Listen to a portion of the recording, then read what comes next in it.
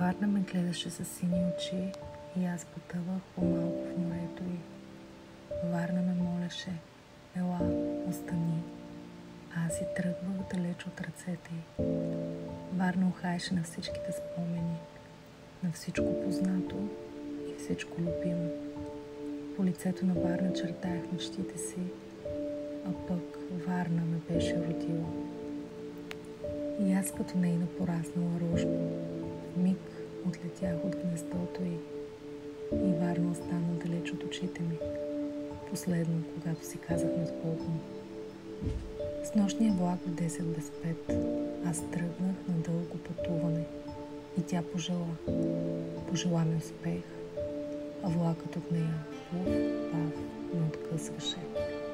След мен остана един силует и сърцето на Варна ми махаше.